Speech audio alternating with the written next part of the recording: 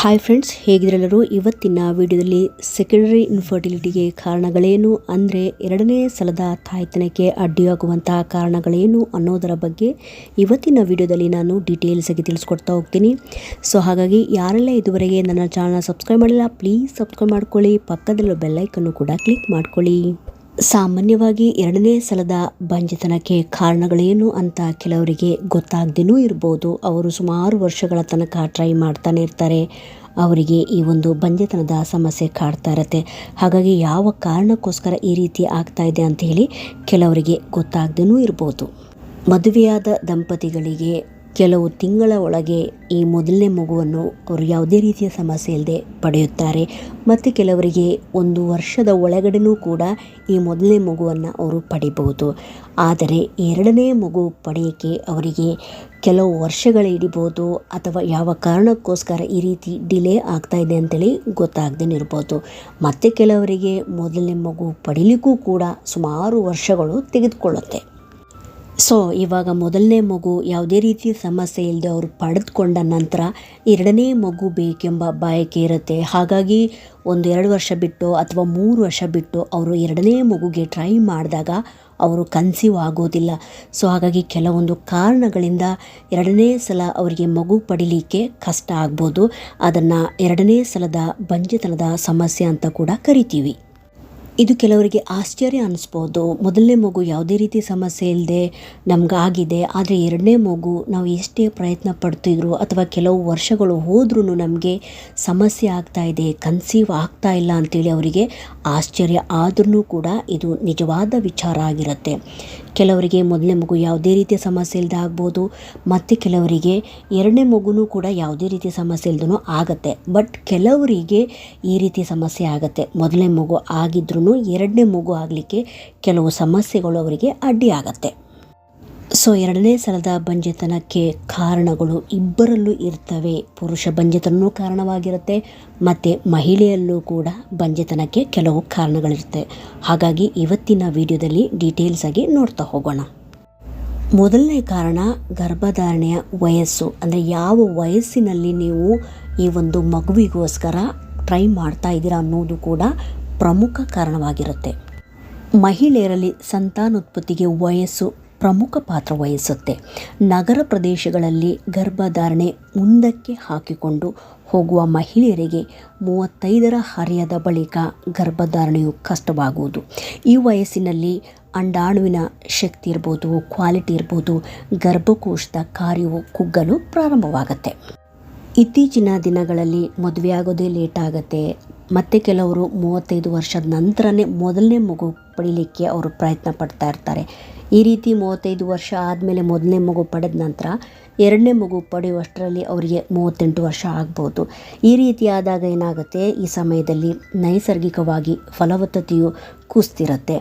ಇಲ್ಲಿ ವಯಸ್ಸು ಕೂಡ ತುಂಬಾ ಇಂಪಾರ್ಟೆಂಟ್ ಆಗಿರುತ್ತೆ. ಯಾಕಂದರೆ ವಯಸ್ಸಾಗ್ತಾ ಹೋದಂಗೂ ಇಬ್ಬರ ದೇಹದಲ್ಲೂ ಅನೇಕ ಬದಲಾವಣೆ ಆಗ್ತಾ ಹೋಗುತ್ತೆ. ನೆಕ್ಸ್ಟ್ ಕಾರಣ ತೂಕ ಹೆಚ್ಚಳ. ಕೆಲವರು ಬೊಜ್ಜು ಮತ್ತು ಆರೋಗ್ಯಕಾರಿ ತೂಕಕ್ಕಿಂತಲೂ ಹೆಚ್ಚಿನ ತೂಕ ಹೊಂದಿರ್ತಾರೆ. ಇದು ಎರಡನೇ ಸಲದ ಗರ್ಭಧಾರಣೆಗೆ ಅಡ್ಡಿ ಉಂಟು ಮಾಡುತ್ತೆ. ಬೊಜ್ಜಿನ ಸಮಸ್ಯೆ ಇರುವ ಜನರಲ್ಲಿ PCOD, PCOS ತೀವ್ರವಾಗಿ ಫಲವತ್ತತೆಯ ಮೇಲೆ ಪರಿಣಾಮ ಬೀರುತ್ತೆ. ಅತಿಯಾದ ದೇಹದ ತೂಕ ಹೊಂದಿರುವ ಜನರಲ್ಲಿ ಅಥವಾ ಬೊಜ್ಜು ದೇಹ ಹೊಂದಿರುವ ಜನರಲ್ಲಿ ಅಂಡೋತ್ಪತ್ತಿ ಕಡಿಮೆ ಆಗ್ಬೋದು, ಅಥವಾ ಹಾರ್ಮೋನ್ ಸಮಸ್ಯೆಯು ಕಂಡುಬರ್ಬೋದು. ನೆಕ್ಸ್ಟ್, ಇತ್ತೀಚಿನ ದಿನಗಳಲ್ಲಿ ಬದಲಾಗುತ್ತಿರುವ ಜೀವನ ಶೈಲಿಯಿಂದನೂ ಕೂಡ ಎರಡನೇ ಸಲದ ಬಂಜೆತನಕ್ಕೂ ಕೂಡ ಕಾರಣ ಆಗ್ಬೋದು. ನೆಕ್ಸ್ಟ್, ವಯಸ್ಸಾಗ್ತಾ ಹೋದಂಗೆ ಕೆಲವರಲ್ಲಿ ಮಧುಮೇಹ ಇರ್ಬೋದು, ಥೈರಾಯ್ಡ್ ಇರ್ಬೋದು, ಅಧಿಕ ರಕ್ತದೊತ್ತಡ ಅಂದರೆ BPಯ ಸಮಸ್ಯೆ ಕಾಡುತ್ತೆ. ಇದು ಗರ್ಭಧಾರಣೆ ಮೇಲೆ ಸಮಸ್ಯೆ ಉಂಟು ಮಾಡ್ಬೋದು. ವಯಸ್ಸಾಗ್ತಾ ಹೋದಂಗೆ ಕೆಲವು ಮಹಿಳೆಯರಿಗೆ ಖಿನ್ನತೆಯು ದೊಡ್ಡ ಸಮಸ್ಯೆಯಾಗಿ ಕಾಡುತ್ತೆ. ಇದನ್ನು ಸರಿಯಾಗಿ ನಿಭಾಯಿಸಿಕೊಳ್ಳಲು ಸೂಕ್ತ ಜೀವನ ಶೈಲಿಯನ್ನು ಅಳವಡಿಸ್ಕೋಬೇಕಾಗತ್ತೆ. ನೆಕ್ಸ್ಟ್ ಕಾರಣ ಹಿಂದಿನ ಗರ್ಭಧಾರಣೆಯ ಸಮಸ್ಯೆ. ನಿಮಗೆ ಫಸ್ಟ್ ಪ್ರೆಗ್ನೆನ್ಸಿಯಲ್ಲಿ ಏನಾದರೂ ಸಮಸ್ಯೆ ಆಗಿದ್ರೂ ಕೂಡ ಎರಡನೇ ಸರಿ ನಿಮಗೆ ಗರ್ಭಧಾರಣೆಯಾಗಲಿಕ್ಕೂ ಸಮಸ್ಯೆ ಉಂಟು ಮಾಡುತ್ತೆ. ಇದರಲ್ಲಿ ಶ್ರೋಣಿಯ ಸೋಂಕಿರ್ಬೋದು ಅಥವಾ ಶಸ್ತ್ರಚಿಕಿತ್ಸೆಯಿಂದಾಗಿ ಯಾವುದೇ ಸಮಸ್ಯೆ ಆಗಿದ್ದರೂ ಕೂಡ ಎರಡನೇ ಮಗು ಪಡೆಯಲು ಸಮಸ್ಯೆ ಮಾಡುತ್ತೆ. ನೆಕ್ಸ್ಟ್, ಗರ್ಭಕೋಶದ ಅಂಟಿಕೊಳ್ಳುವಿಕೆ ಅಥವಾ ಫ್ಯಾಲೋಪಿಯನ್ ಟ್ಯೂಬಲ್ ಏನಾದರೂ ಬ್ಲಾಕೇಜಸ್ ಇದ್ದರೆ, ಅಂದರೆ ನಿಮ್ಮ ಗರ್ಭನಾಳದಲ್ಲಿ ಏನಾದರೂ ಡ್ಯಾಮೇಜಸ್ ಇದ್ದರೆ, ಬ್ಲಾಕ್ ಇದ್ದರೆ ಅಥವಾ ಸೋಂಕಿನಿಂದ ಏನಾದರೂ ಅಲ್ಲಿ ಸಮಸ್ಯೆ ಆಗಿದ್ರೂ ಕೂಡ ಎರಡನೇ ಸರಿ ಗರ್ಭಧಾರಣೆ ಆಗಲು ನಿಮಗೆ ಸಮಸ್ಯೆ ಆಗುತ್ತೆ. ಹಿಂದೆ ನಿಮಗೆ ಶಸ್ತ್ರಚಿಕಿತ್ಸೆಯ ಸಂದರ್ಭದಲ್ಲಿ ಆಗಿರುವಂತಹ ಯಾವುದೇ ರೀತಿಯ ಗಾಯವೂ ಕೂಡ ಗರ್ಭಧಾರಣೆಗೆ ಅಡ್ಡಿಯಾಗತ್ತೆ. ನೆಕ್ಸ್ಟ್, ನಿಮ್ಮ ಗರ್ಭಕೋಶದ ಒಳಗಡೆ ಏನಾದರೂ ಸಮಸ್ಯೆ ಇದ್ದರೆ, ಲೈಕ್ ಫೈಬ್ರಾಯ್ಡ್ಸ್ ಗಡ್ಡೆಗಳು ಅಂತ ಹೇಳ್ತೀವಿ, ಪಾಲಿಪ್ ಅಂದರೆ ದುರ್ಮಾಂಸದ ರೀತಿಯಲ್ಲಿದ್ದರೂ ಕೂಡ ಸಮಸ್ಯೆ ಆಗ್ಬೋದು. ಯಾಕಂತ ಹೇಳಿದರೆ ಅದು ಎಲ್ಲಿ ಆಗಿದೆ ಅನ್ನೋದು ಕೂಡ ತುಂಬಾ ಇಂಪಾರ್ಟೆಂಟ್ ಆಗಿರುತ್ತೆ. ಈ ಒಂದು ಭ್ರೂಣ ಬಂದು ಅಂಟಿಕೊಳ್ಳುವಂತಹ ಜಾಗದಲ್ಲಿ ಏನಾದರೂ ಈ ರೀತಿಯ ಗಡ್ಡೆಗಳಿರ್ಬೋದು ಅಥವಾ ದುರ್ಮಾಂಸದ ರೀತಿಯಲ್ಲಿದ್ದರೂ ಕೂಡ ನಿಮಗೆ ಮಗು ಆಗಲಿಕ್ಕೆ ಕಷ್ಟ ಆಗುತ್ತೆ.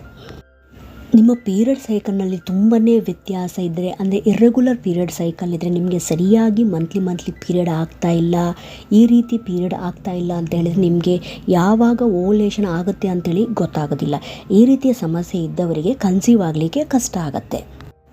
ಎಂಡೋಮೆಟ್ರಿಯಸ್ ಅಂತೇಳಿ ಒಂದು ಸಮಸ್ಯೆ ಇರುತ್ತೆ. ನಾನು ಹಿಂದಿನ ವಿಡಿಯೋದಲ್ಲಿ ಎಂಡೋಮೆಟ್ರಿಯಸ್ ಅಂದರೆ ಏನು, ಯಾವೆಲ್ಲ ಕಾರಣಗಳಿರ್ತವೆ, ಟ್ರೀಟ್ಮೆಂಟ್ ಏನು ಅನ್ನೋದರ ಬಗ್ಗೆ ಡೀಟೇಲ್ಸ್ ಆಗಿ ತಿಳಿಸ್ಕೊಟ್ಟಿದ್ದೀನಿ.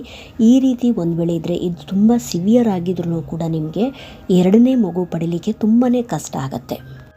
ಲೈಫ್ ಸ್ಟೈಲ್ ಫ್ಯಾಕ್ಟರ್ಸ್ ಇರ್ಬೋದು, ಲೈಕ್ ತುಂಬಾ ಸ್ಮೋಕ್ ಮಾಡ್ತಾಯಿದ್ರು ಮತ್ತು ಆಲ್ಕೋಹಾಲ್ ಏನಾದರೂ ನೀವು ಮಾಡ್ತಾಯಿದ್ರೆ ಮತ್ತು ಕೆಲವರಿಗೆ ಸರ್ಟನ್ ಮೆಡಿಕೇಷನಿಂದನೂ ಕೂಡ ಸಮಸ್ಯೆ ಆಗ್ಬೋದು. ಮತ್ತು ಕೆಲವರಿಗೆ ಪದೇ ಗರ್ಭಪಾತವಾಗ್ತಾ ಇರುತ್ತೆ. ಈ ರೀತಿ ಆದಲ್ಲೂ ಕೂಡ ಕನ್ಸೀವ್ ಆಗಲಿಕ್ಕೆ ಕಷ್ಟ ಆಗುತ್ತೆ. ಹಾರ್ಮೋನಲ್ ಇಂಬ್ಯಾಲೆನ್ಸಿಂದನೂ ಕೂಡ ಎರಡನೇ ಸರಿ ಗರ್ಭಧಾರಣೆ ಆಗಲಿಕ್ಕೂ ಕೂಡ ಅಡ್ಡಿ ಆಗ್ಬೋದು. ಅಂಡಾಶಯದಲ್ಲಿರುವಂತಹ ಮೊಟ್ಟೆಗಳ ಕ್ವಾಲಿಟಿ ಇರ್ಬೋದು, ಕ್ವಾಂಟಿಟಿ ಅಂದರೆ ಅದರ ಸಂಖ್ಯೆ ತೀರಾ ಕಡಿಮೆ ಇದ್ದವ್ರಿಗೂ ಕೂಡ ಕನ್ಸೀವ್ ಆಗಲಿಕ್ಕೆ ಕಷ್ಟ ಆಗ್ತಾ ಹೋಗುತ್ತೆ. ನೆಕ್ಸ್ಟ್, ಪುರುಷರಲ್ಲೂ ಕೂಡ ಕೆಲವೊಂದು ಕಾರಣಗಳಿರುತ್ತೆ. ವೀರ್ಯದ ಗುಣಮಟ್ಟ ತೀರಾ ಕಡಿಮೆ ಇದ್ದರೆ ಮತ್ತು ಅದರ ಕ್ವಾಂಟಿಟಿ ಮತ್ತು ಅದರ ಚಲನಾಶಕ್ತಿ ಕೂಡ ತುಂಬ ಕಡಿಮೆ ಇರುವಂಥದ್ದು, ಅಥವಾ ರಚನೆಯಲ್ಲಿ ಏನಾದರೂ ಸಮಸ್ಯೆ ಇದ್ದರೂ ಕೂಡ ಈ ರೀತಿಯ ಸಮಸ್ಯೆ ಕಾಣಿಸ್ಕೊಳ್ಳುತ್ತೆ. ಟೆಸ್ಟೋಸ್ಟಿರಾನ್ ಲೆವೆಲ್ ತೀರಾ ಕಡಿಮೆ ಇರುವಂಥದ್ದು ಅಥವಾ ವ್ಯಾರಿಕೋಸಿಲ್ ಅಂತಹ ಒಂದು ಸಮಸ್ಯೆ ಇರುತ್ತೆ. ಆ ರೀತಿ ಸಮಸ್ಯೆ ಇದ್ರೂ ಕೂಡ ಕನ್ಸೀವ್ ಆಗಲಿಕ್ಕೆ ಕಷ್ಟ ಆಗ್ತಾ ಹೋಗುತ್ತೆ. ನೀವು ಸೇವಿಸುವಂಥ ಆಹಾರವೂ ಕೂಡ ತುಂಬಾ ಪ್ರಮುಖ ಪಾತ್ರ ವಹಿಸುತ್ತೆ. ಅದರಲ್ಲಿ ವಿಟಮಿನ್ಸ್ಗಳಿದೆಯೋ ಅಥವಾ ಪೋಷಕಾಂಶಗಳು ಇದೆಯೋ ಇಲ್ಲ ಅಂತೇಳಿ ಚೆಕ್ ಮಾಡ್ಕೋಬೇಕಾಗತ್ತೆ. ಸೊ ಇವತ್ತಿನ ವಿಡಿಯೋದಲ್ಲಿ ಸೆಕೆಂಡರಿ ಇನ್ಫರ್ಟಿಲಿಟಿ ಅಂದರೆ ಎರಡನೇ ಸಲದ ತಾಯ್ತನಕ್ಕೆ ಅಡ್ಡಿಯಾಗುವಂಥ ಅಂಶಗಳೇನು ಅನ್ನೋದರ ಬಗ್ಗೆ ಡೀಟೇಲ್ಸ್ ಆಗಿ ತಿಳಿಸ್ಕೊಟ್ಟಿದ್ದೀನಿ. ಸೊ ಹಾಗಾಗಿ ನೀವು ಮಗುವಿಗೋಸ್ಕರ ಪ್ರಯತ್ನ ಪಡ್ತಿದ್ದು, ಮೊದಲನೇ ಮಗು ಆಗಲಿ ಅಥವಾ ಎರಡನೇ ಮಗು ಆಗಲಿ, ನೀವು ಎಷ್ಟೇ ಪ್ರಯತ್ನ ಪಡ್ತಾ ಇದ್ರೂ ಕನ್ಸೀವ್ ಆಗ್ತಾ ಇಲ್ಲ ಅಂತ ಹೇಳಿದರೆ ಅಗತ್ಯವಾಗಿ ಡಾಕ್ಟರ್ನ ಕನ್ಸಲ್ಟ್ ಮಾಡಿ ವಿಚಾರಿಸ್ಕೋಬೇಕಾಗತ್ತೆ.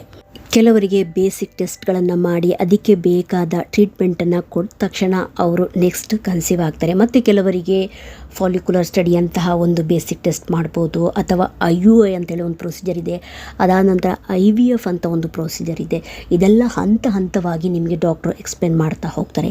ಸೊ ಹಾಗಾಗಿ ನೀವು ಹೋಗಿದ ತಕ್ಷಣ ನಿಮಗೆ ದೊಡ್ಡ ಮಟ್ಟದ ಟ್ರೀಟ್ಮೆಂಟ್ ಮಾಡಲಿಕ್ಕೆ ಹೋಗೋದಿಲ್ಲ. ಫಸ್ಟ್ ನಿಮಗೆ ಬೇಸಿಕ್ಕಾಗಿ ನಿಮ್ಮ ಹಿಸ್ಟ್ರಿಯನ್ನು ತೆಗೆದುಕೊಳ್ತಾರೆ. ಇದು ಮೊದಲನೇ ಮಗುಗೋಸ್ಕರ ಟ್ರೈ ಮಾಡ್ತಿದ್ದೀರಾ ಅಥವಾ ಎರಡನೇ ಮಗುಗೋಸ್ಕರ ಟ್ರೈ ಮಾಡ್ತಾ ಇದ್ದೀರಾ, ಎಷ್ಟು ವರ್ಷ ಆಯಿತು, ನಿಮ್ಮ ಕಂಡೀಷನ್ ಏನು, ನಿಮ್ಮ ಏಜ್ ಏನು, ಎಲ್ಲವನ್ನು ಅವರು ಕ್ಯಾಲ್ಕುಲೇಟ್ ಮಾಡಿ ನಂತರ ಒಂದು ಡಿಸೈಡ್ ಮಾಡ್ತಾರೆ.